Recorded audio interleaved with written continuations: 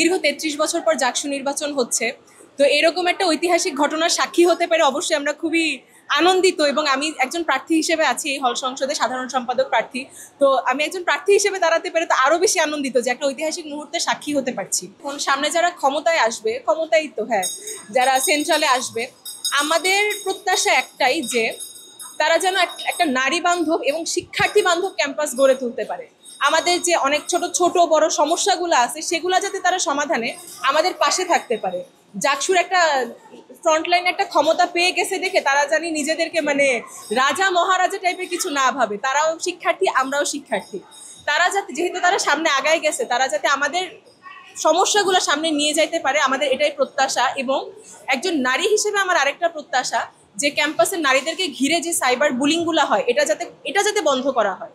কারণ এত সব মানে আগাছার মতো এমন পেজগুলো গড়ে উঠছে যারা হচ্ছে এত মানে গঠনমূলক সমালোচনা কখনোই করে না। তাদের কাজই থাকে হচ্ছে পার্সোনাল লাইফকে টেনে আনা এবং বুলিং করা, সাইবার বুলিং করা। এগুলা যাতে ক্যাম্পাসে বন্ধ হয়। একটা নারী বান্ধব নিরাপদ ক্যাম্পাস যেন আমরা, এখনো আমাদের নারী বান্ধব নিরাপদ ক্যাম্পাস আরেকটু যেন নারী বান্ধব হয় এবং নিরাপদ হয়। জাকসু পরবর্তী ক্যাম্পাস যেন নারীদের জন্য, নারীদের এখন যে স্বাধীনতাটা আছে এটা যেন কখনো লঙ্ঘিত না হয় বা খণ্ডিত না হয়। কারণ দেখা যাচ্ছে কি বিভিন্ন মহল অপপ্রচার করতেছে, বা আমরা এরকম পুরা কথা যেরকম শুনতেছি যে সান্ধ্য আইন জারি হবে, নারীদের পোশাক আশাকে হস্তক্ষেপ হইতে পারে বা বিভিন্ন কিছু। কারণ আমাদের ক্যাম্পাসটা বাংলাদেশের একমাত্র আবাসিক ক্যাম্পাস যেখানে নারীরা নিরাপদে এবং নির্বিঘ্নে রাতের যে কোনো সময় তারা বাইরে যেতে পারে, ঘুরতে পারে বা রুমে আসতে পারে।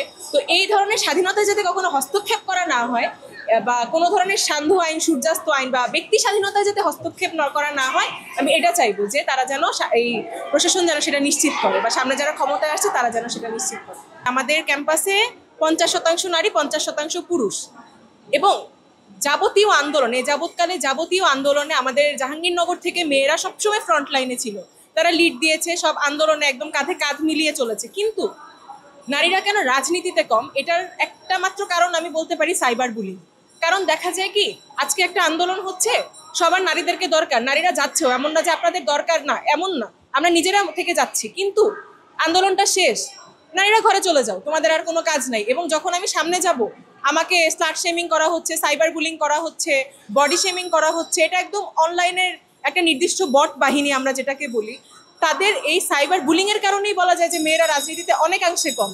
এবং পারিবারিক একটা প্রেশার তো থাকেই অবশ্যই, যে পরিবার থেকে এটা হয়তো মেনে নেয় না।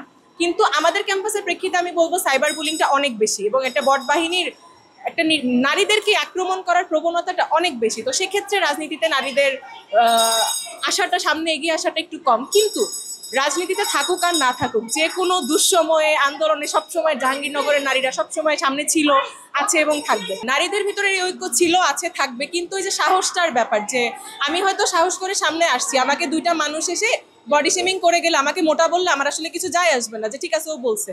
কিন্তু সবার তো এটা নাও থাকতে পারে, সবার এই মেন্টালিটিটা থাকবে না, হয়তো সে এটা মেনে নিতে পারবে না। তো এই জায়গা থেকে হয়তো সামনে আসে না। কিন্তু আবার কালকে যদি কোনো একটা দুঃসময় হয়, নারীরা আবার সেই সামনে যাবে, এবং তাদের ভিতরে ওই ঐক্য ঠিকই আছে। এবং ঐক্যর যে ব্যাপারটা, আমি আরেকটা কথা বলবো, অন্যান্য হলের কাহিনী হয়তো আমি জানি না, আমাদের হলে আমাদের মেয়েদের ভিতর ভোট খুবই 3টা পোস্টে মাত্র ভোট হচ্ছে। অপোনেন্টদের ভিতরে কিন্তু কোনো খারাপ সম্পর্ক নাই। আমরা কিন্তু সব অপোনেন্টরা এখানে এতক্ষণ বসা ছিলাম, নিজেরা গল্প করেছি, আড্ডা দিয়েছি, যে যার সময় ভোট দিতে গিয়েছি। আমাদের অপোনেন্টের ভিতরেও কোনো ঝামেলা নেই। এবং আমরা এতটুকু জানি যে আমি যদি জিতি, কালকে আমরা একসাথে কাজ করব, ও জিতলো, আমি আমার সমস্যা নিয়ে ওর কাছে যাব। তো আমাদের ভিতরে এই ধরনের কোনো সমস্যা নেই, যে ঐক্য যথেষ্ট আছে। বহিরাগত ছাড়া আমি আসলে এখনো হলের থেকে বের হই নাই। কিন্তু আমি যদি ইলেকশনের কথাটুকু বাদ দিই, আমি আমার সারা 3 বছরের হিসাবটা দেই, বহিরাগত ছাড়া ক্যাম্পাস আসলে খুবই ভালো। ক্যাম্পাসে মানে শুক্র শনিবার হলে দেখা যায় কি, যে আমি হল থেকে বেরোতে পারতেছি না, আমার পা ফেলার জায়গা নাই, আমি ভিড়ের কারণে এক জায়গায় যেতে পারতেছি না। কিন্তু যখন কোনো একটা কারণে বহিরাগত বন্ধ রাখা হয় আসা, এটা আসলে আমাদের সবার জন্য স্বস্তিদায়ক, যে আমরা একটু নিজেদের ক্যাম্পাসে নিরাপদে আরামে চলাফেরা করতে পারতেছি। এবং নির্বাচন উপলক্ষে বহিরাগত আসা বন্ধ করাটা আমি যৌক্তিকই মনে করি, যে যাতে কোনো ধরনের ঝামেলা, সংকটের সৃষ্টি না হয়। এই জন্যই আমি এটা যৌক্তিক মনে করি। ধন্যবাদ।